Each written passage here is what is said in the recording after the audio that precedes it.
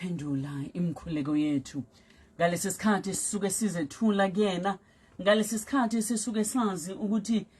alikho elinye ithemba esinalo athohlabelelayo mangilahlo wena Jehova mina ngiyoma nengiphalale njengamanzi. Siza kuyena ngoba sazi ukuthi akekho omunye esingakwazi ukuthi size kuyena. Njengoba usukhulumile lokho kushilo, njengoba usubhalile lokho kushilo, ngisho nawe onamahloni ongafuni ukusho ukuthi yini ekukhathaza umoya, kulungileke siqoqa konke manje sikhuphuka indaba yaseshilo sikisa entabeni kaJehova ngoba uNkulunkulu uyaphendula, uNkulunkulu wethu uthembekile. Mfundisi wami uHadebe Bongane, kuyintokozo enkulu ukuthi sikwamukele namhlanje Eshilo. Bingelela abalaleli. Asibingelele kakhulu ma egameni lika Jesu Nkosi yethu, sibingelele bonke abalaleli abaselalele emakhaya. Sibonge ithuba lokuthi sizokhuleka kanye nabo, sivule izwi likaNkulunkulu, sibanike ithemba ngezwi likaNkulunkulu namhlanje. Enjalo sibanikeze ithemba, siyazizwa icelo nezikhalo, kakhulukazi imali ngalesi sikhathi, umsebenzi. Khona abazali abangazi bazothathani bahlanganise nani izingane kumele zivulile esikoleni.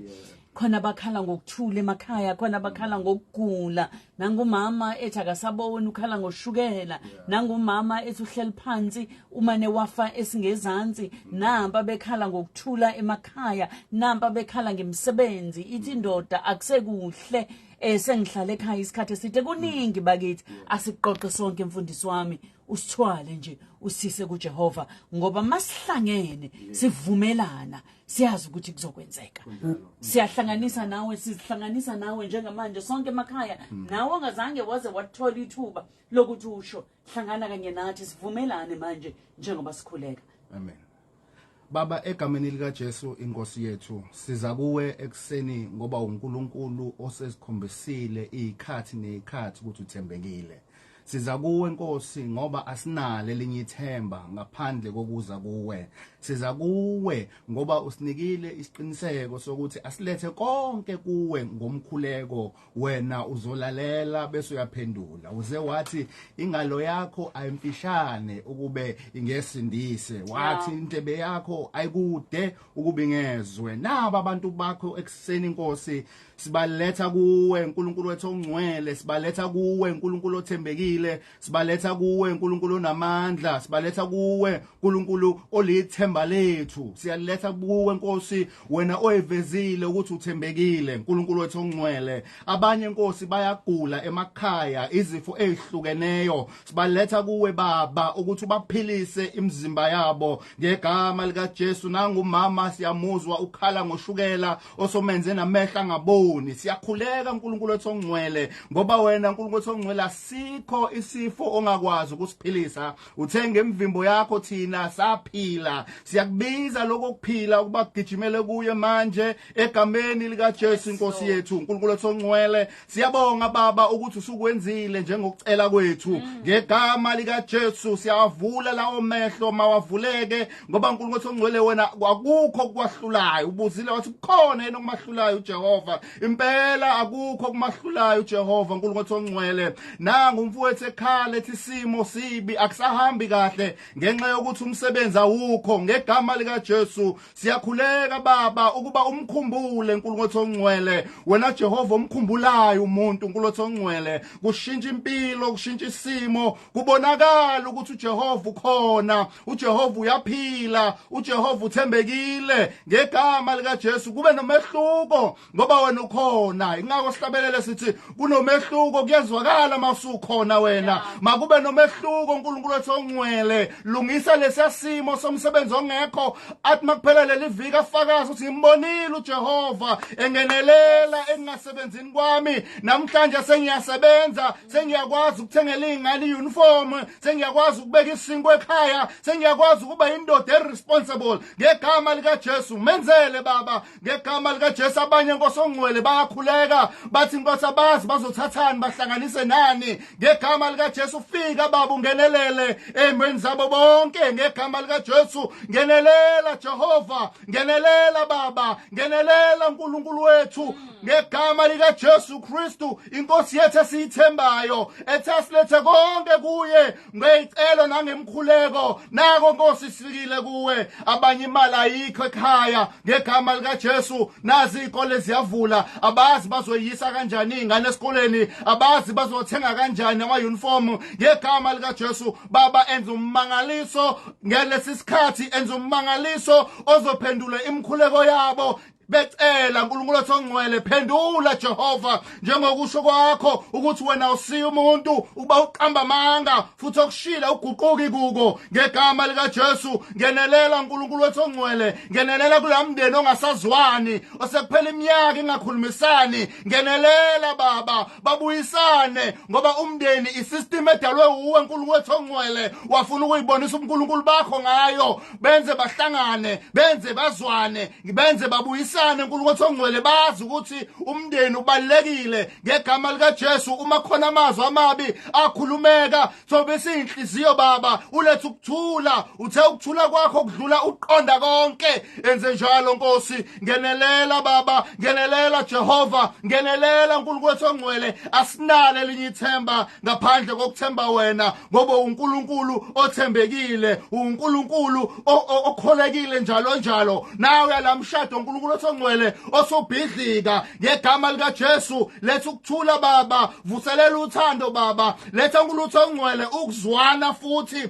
babuyele back to le ndawo eyabahlangana kuyo ekuqaleni ngegama lika Jesu siyakhuleka baba siyakhuleka uNkulunkulu othongcwele ngoba siyakuthemba siza kuwe ngoba likhe linye ithemba ngaphandle kokuza kuwe ingakho sikhuphukele Eshilo namhlanje ngoba uNkulunkulu othongcwele sikubonile ukuthi uNkulunkulu othembekile buyisela ithemba kulabo sebelahlekelwe yithemba ngegama lika Jesu uvuselela uthando siyabonga baba siyabonga moyo haleluya siyabonga uNkulunkulu onamandla siyabonga dwala lethu sathula imithwalo Eshilo mfundisi siyabonga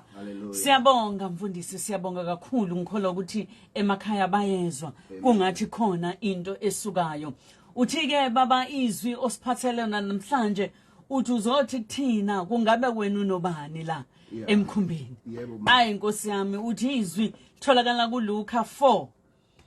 uverse 38 kuya ku41 baphinde bagijime bavule noJohn 1 sithathe mfundisi usinike lokho uNkulunkulu akubekile enhlizweni yakho amen siyabonga kakhulu ma sizoqala lapha kuJona chapter number 1 uverse number 6 kwaJona chapter number 1 verse number 6 yema kwase kusondela kuye induna yomkhumbi yathi unani wena olele ubuthongo na vuka ubize uNkulunkulu wakho mhlawumbe loyo uNkulunkulu uyosikhumbula singabhubhi bese siya ku Mark chapter number 4 sizofunda nje iverse elilodwa lapha uverse 39 but bengifuna sikhulume la sofocus khona kakhulu wona uverse 39 wayeseyavuka wakhuza umoya wathi kulo ulwandle thula uthi do kwanqamuka umoya kwaba khona ukuthula okukhulu la bazalwane esifunda khona sithola abantu babili la basemkhumbini bobabili ngapha sinoJona othunyiwe eNiniva yena wakhetha ukuyentarashishi ngamanye amazwi ungene emkhumbini ebengafuneke angene kuwo ngapha sinoJesu ohamba nabafundi bakhe kuvuka isivunguvungu endleleni uJesu ulele nangala uJona ulele emkhumbini umkhumbi ungena amanzi umkhumbi ungena umoya omkhulu into engifuna sibheke kuyona kakhulu ile ethi ubani osemkhumbini okuwona ngoba ngapha sinoJona othunywe endaweni yaseNiniva yena wayentarashishi wathi maya entarashishi abantu abangenacala abantu abebehambela indlela yabo bayethola besenkingeni ngoba bavumele kungena umuntu orong emkhumbini wabo mayengena lo muntu masifunda kahle laba bantu kahle babephethe izinto engezabo befuna ukuye emakhaya izinto ade beyisebenzela unyaka wonke izinto akade beyiphathele abantwana izinto akade beyiphathele amakhosikazi okumbe obaba basekhaya ukuthi masifike ekhaya kade sisebenza nje sizofika sibakhombise lokhu nalokhu esibaphathele kona kanti abazi ukuthi ngenkathi bevumela uJona ngenemkhumbini wabo bavumele umuntu ongathunywanga la eyakhona ozobadalela inkinga ekuhambeni kwabo nginesiqiniseko ube babazi ukuthi uJona wayethunyiwe kwathiwa ngayi entarashishi babengeke bamvumele ukuthi angene emkhumbini wabo balahlekelwa izinto zabo kwathiwa kufuneka bachithe yonke into ngoba babona umkhumbi ngathi uzowa ngenxa yokuthi mhlawumbe uyasindwa kanti umkhumbi awusindwa uNkulunkulu ufuna ukukhipha umuntu ongafuneke abe kulowo mkhumbi kwenye inkathi sibona silahlekelwa izinto kanti siwe sahlangana nabantu abaronke uNkulunkulu mayesefuna ukubakhipha empilweni yethu ukuze abe nesikhathi nathi ukuze akwazi ukusibuyisela la efuna siye khona balahlekelwa izinto abayisebenzele hayi ngoba befuna balahlekelwe ingoba bakhetha ukufaka umuntu oronke emkhumbini baningi abantu abayithole bese inkingeni bangazi ukuthi bangene kanjani kulezi inkinga kanti bavumela abantu abangana abaronke bangena empilweni yabo babona sebelahlekelwa imali babona balahlekelwa izimoto babona balahlekelwa abantu nemizi nemisebenzi hayi ngoba befuna ukubalahlekela but basuke bavumela abantu abaronke bangena emkhumbini oyimpilo yabo kwase affecta indlela impilo yabo ehamba ngayo balahlekelwa izinto zeminyaka ngenxa yokuvumela umuntu oyedwa angene emkhumbini ngapha uJesu uhamba nabafundi bakhe lithi iBhayibheli kwase kuvuka umoya omkhulu uJesu lele ukhona emkhumbini kodwa uJesu lele bakhumbula ukuthi ngeke sife uJesu ekhona ngathi na ungakhumbula usekhaya ukuthi ngeke ngife ngoba uJesu khona nalesimo engibhekene naso ngeke singibulale ngoba uJesu khona nalokugula engidlula kuko ngeke ungibulale ngoba uJesu khona nalokungasebenzi njenga namanje ngeke kungibulale ngoba uJesu khona nale depression engidlula kuyona ngeke ngibulale ngoba uJesu khona lithi iBhayibheli bese yakhumbula ukuthi hayi asikwazi ukubhubha kanje uJesu ekhona lithi iBhayibheli bahamba bayomvusa uJesu uyavuka akaqala akhulume nabo abathethise ukuthi nimvuselana uqala udile nalento baqayile lento eyinkinga kubona udila nesimo before udile nawe uqala lungisa isimo before lungise wena uqala lungisa isimo before lungisa ukukholwa kwakho udila nesimo utshela umoya nolwandle ukuthi thula uthi du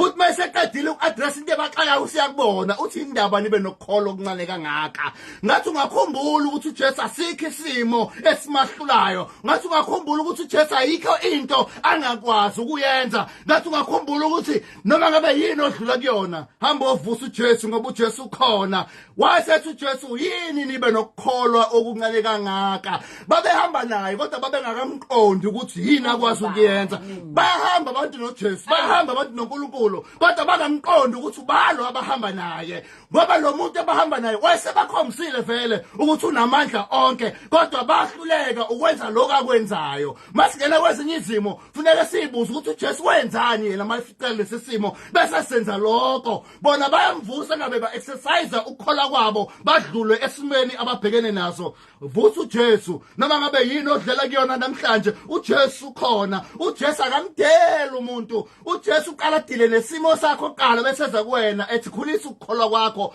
kodwa esedlulisile esimeni ebesikhathaza ubani usemkhumbini wakho ubani ngabe unabantu abakwenza ulahlekelwe noma unabantu abakwenza ukuthi uthole ikusasa nethemba ngapha uJona wenza ukuthi abantu balahlekelwe ngapha uJesu wathulisa isimo esasixaka abantu ngapha uJona abantu bayakhala bathi vuka ndoda ulala kanjani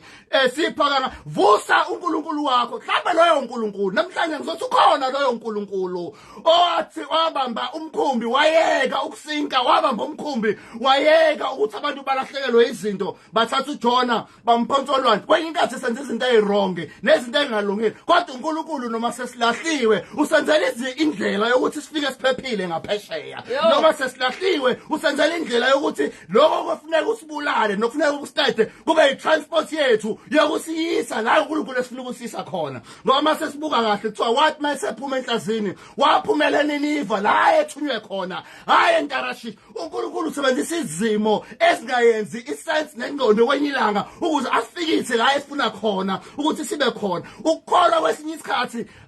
akwenza ukuthi umuntu angacabanga ukuthi into ingenzeka kanti into ayikho engenzeki wathi mabedliwa yinyoka uthi uJesu uthi uNkulunkulu uphakamisana inyoka lento ayiwenza umqondo surely funeka ngabe udala inyoka ezofika idle lezinto ezisiphazamisayo nezinto ezisibulala usikodwa bonke abayibhekayo bazophila ngamanye amazwi ukusizo likhona uNkulunkulu kunendima ayidlalayo kodwa nawe ufuna khona indima oyidlalayo ukuze ufinyelele la uNkulunkulu ekudinga khona mlalelo ekhaya ubani osemkhumbeni wakho. Amen. Yo mfundisi wami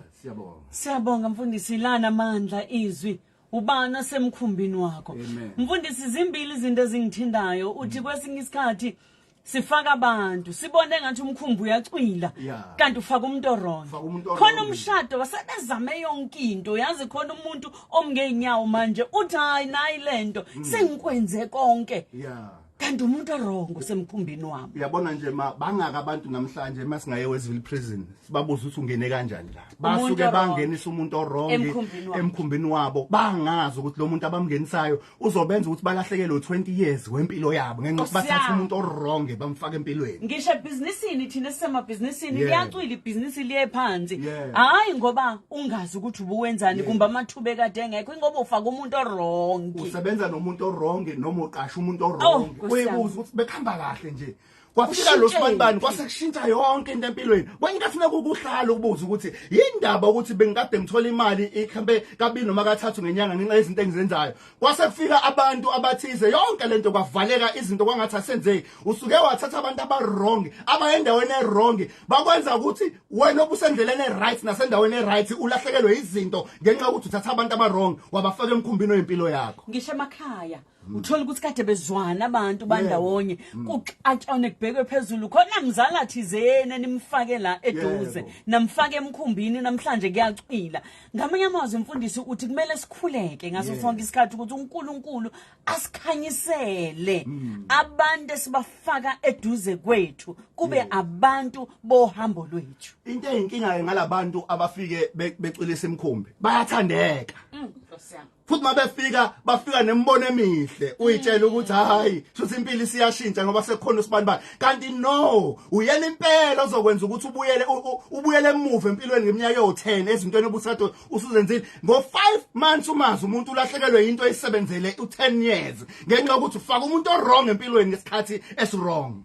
Kumele sikhuleke mfundisi ukuthi umoya ongcwele kubuwona osicathulisayo ngoba kwesinye isikhathi asibaboni ngeso lenyama sibuka ngeso lenyama thina sibone ngathi hayi ikona lokho kuhle lokho yilona leli thuba uyena lo muntu kanti cha izinto ezosishaya zosibuyisela emuva ngenxa ukuthi masabazalwane nje masabantu funeka sibe abantu abakhulekayo njalo ukuthi inkosi letha abantu empilweni yami abazokwenza impilo yami ibe ngcono kunaloko ekuyikona letha abantu empilweni yami abazokwenza impilo yami iqhubekele iye phambili bese inkosi ungenze ngikwazi ukubona abantu abazokwenza ukuthi umkhumbi wempilo yami ucwile abazokwenza ukuthi impilo yami ibuyele emuva. uNkulunkulu akuvula amehlo abantu ungababuki njengamehlo but uNkulunkulu akupho amehlo kamoya okwazi ukubabona abantu abazokucekelela phansi nabazowisa into obukade usuyisebenzele iminyaka ngeminyaka.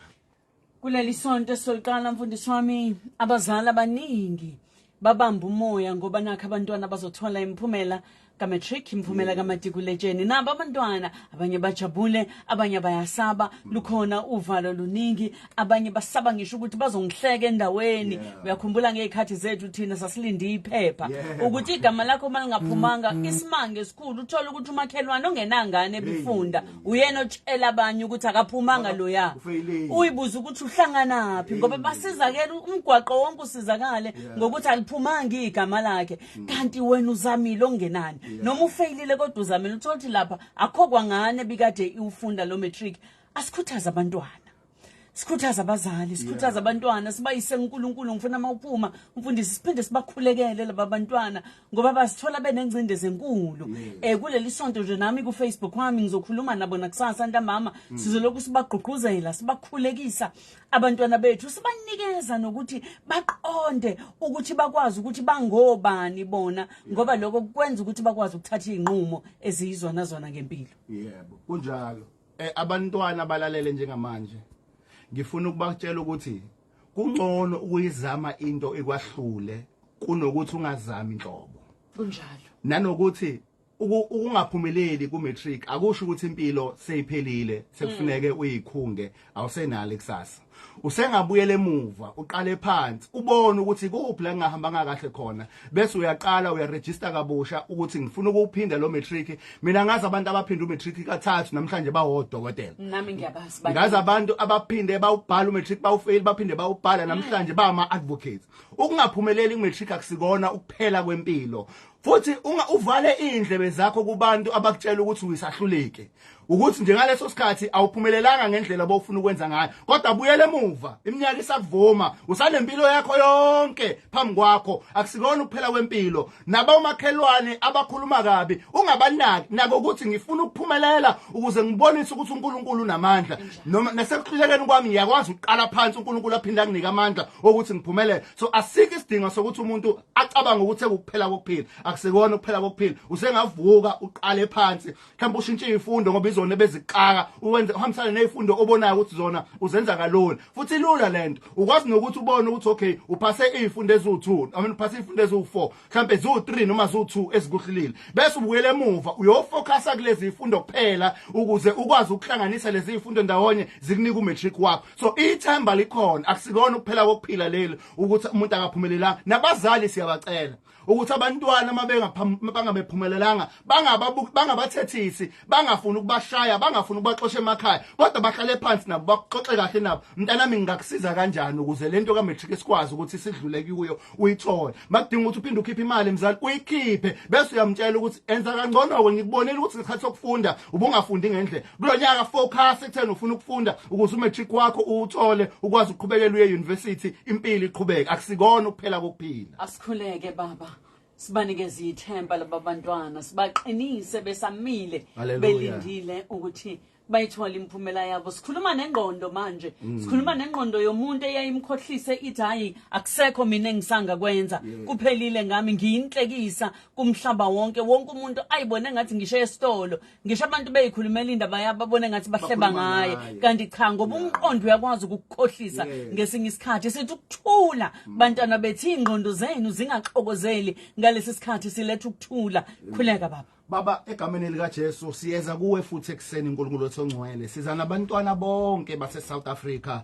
abalindele imphumelo yabo ka matric ngolesihlanu ngegama lika Jesu Kristu sikhulekela baba ukuba kulesi sikhathi sokulinda ukuthi aphume kulothongcwele ubanike ukuthula ngegama lika Jesu athi mayephuma uNkulunkulu othongcwele siyazi abanye bazophumelela abanye ngeke baphumelele ngegama lika Jesu sikhulekela lezi ingqondo zabantwana ngegama lika Jesu Kristu ukuba uNkulunkulu ongcwele uyisebenze ngegama lika Jesu nalezi inhliziyo Nkosi uzenze zithambe zingabe kukhuni ngegama lika Jesu banika ukuthula baba nokwazi ukuthi akusikona ukuphela kokuphila lokho nokwazi uNkulunkulu ongcwele ukuthi impilo isaqhubeka nokuthi basenalo ithuba lokwenza kangcono basenalo ithuba lokuqala phansi okuyobalethela impumelelo sibabonile banabanye bahlulekile kokuqala kodwa bathema sebephinda baphumelela ngegama lika Jesu Kristu sikhulekela Nkosi ingqondo zabo ukuba ziwazi ukuthi ikusasa likhona ziwazi ukuthi ithemba likhona zazi ukuthi uNkulunkulu ukhona ithemba lenkazimulo elasuka endulo langahluleka nathi siyalibona lehluleki ngegama lika Jesu basize baba basize kulesi sikhathi esinzima basize uNkulunkulu othongcwele baqonde ukuthi uJesu uyaphila futhi uzobasiza ukuthi baqale phansi bagcine bephumelela ngegama lika Jesu nalabo abaphumelela Nkosi baphe ingqondo yokufunda izinto ezobavulela ikusasa nekusasa lingcono bashintshe ikhaya lakubo bashintshe imndeni yabo bashintshe isigodi sangakubo ngoba wena uNkulunkulu uJehova nalabo abangaphumelelanga bazi ukuthi basangayishintsha impilo besangalishintsha ikhaya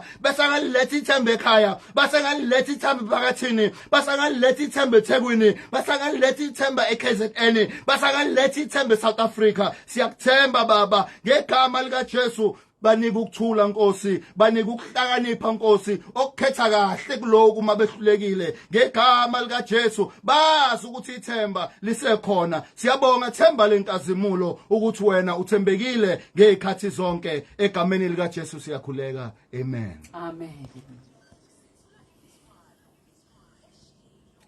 Thula imthwalo Eshilo mfundisi wami siyabonga kakhulu uNkulunkulu ukhulume kahle ngawe namhlanje. Ngicela usale usitshela nje ukuthi ukhonza kuphi nokuthi abalaleli uma ngabe kukhona abafisa ukuthi bakuthinde bakwazi ukukuthola kanjani. Siyabonga kakhulu thina siyingane zase Faith Mission ama-5 amhlophe ama-5 angcwele ingane zika Richard Ngidi inkosi yami singama 5 mission sitholakala lapha eWaterfall ibandla is Kingdom Life Center but singaphansi kobuholi kwamama umfundisi uZungu uma wami waqala ukuba umama umfundisi wami ngineminyaka ewu6 next year I'm turning 40 so uyabona ukuthi sesineminyaka eminingi sazana siyabonga mama uZungu ubudlelwano obuhle lobo amen so mhlambe inombolo singayishiya makhona abadinga ukuthi sibakhulekele or abafuna sibasize somehow ngezinto zikaNkulunkulu inamba ethi 082 729